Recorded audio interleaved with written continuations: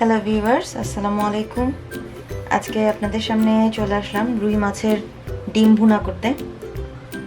আশা করি সবাই ভালো আছেন। তো আজকে আপনাদেরকে করে দেখাবো রুই মাছের ডিম ভুনাটা, যেটা আমি আমার মতন করে করি।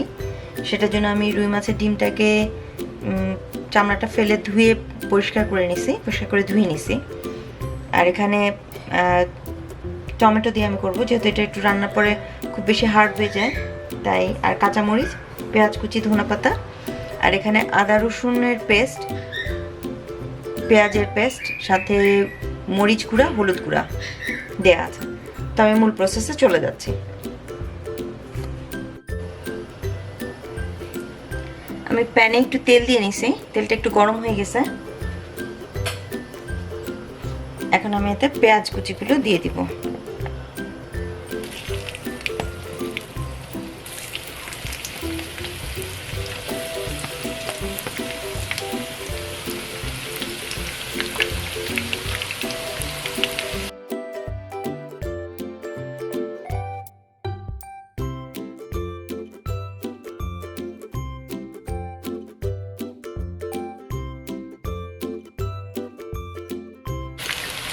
পেঁয়াজটা যখন হালকা বাদামি রং হয়ে আসবে তখন আমি বাকি মশলাগুলো দিয়ে দিব।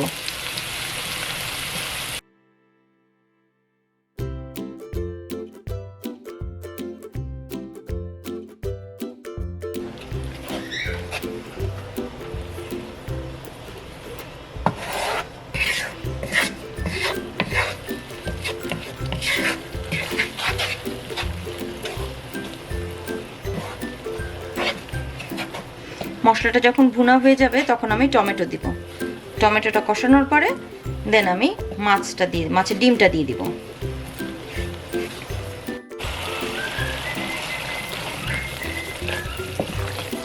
মশলাটা মোটামুটি একটু কষে আসছে, এখন আমি টমেটোটা দিয়ে দিব।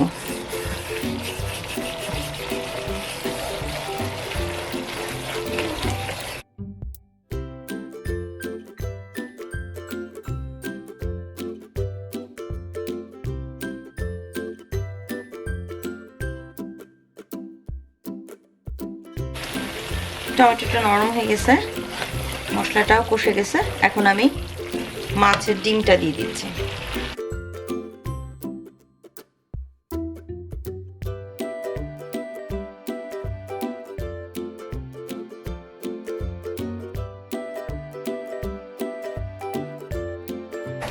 আমি একটু হালকা পানিও দিয়ে নিচ্ছি, গরম পানি, যেন একটু সেদ্ধ হয়।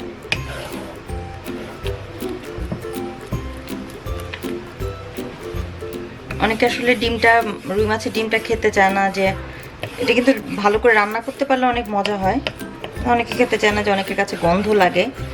তো আমি প্রথমে যেটা করছিলাম, যে ধুয়ে নেওয়ার সময় লেবুর রস দিয়ে মানে ধুয়ে নিছিলাম ভালো করে, তারপরে আবার পানি দিয়ে ধুয়ে নিছি, যাতে গন্ধটা না থাকে। একটা কেমন মাটি মাটি টাইপ গন্ধ হয় আমার কাছে মনে হয়, তো গন্ধটা চলে যায়।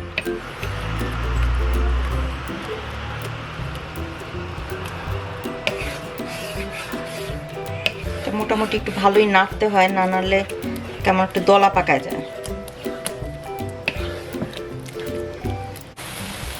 এটা অলমোস্ট শুকিয়ে গেছে। এখন আমি এটাতে অল্প একটু জিরার গুঁড়া দিয়ে দিব।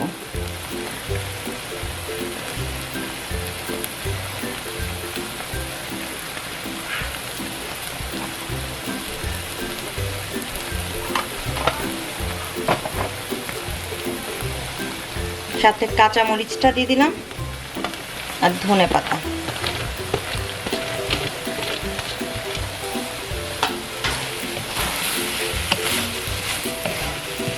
লবণটা দেখছি, লবণটা ঠিক আছে।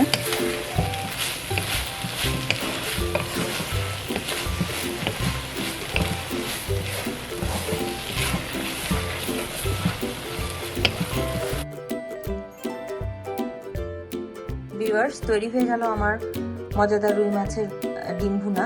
আশা করি আপনাদের ভালো লেগেছে। খুব সাধারণ কিছু উপকরণ দিয়ে বানানোর চেষ্টা করছি। ভালো লাগলে নিজেরা বাসায় ট্রাই করবেন। নেক্সট ভিডিও আসা পর্যন্ত আমাদের সাথে থাকবেন। সবাই ভালো থাকবেন, সুস্থ থাকবেন। ধন্যবাদ সবাইকে।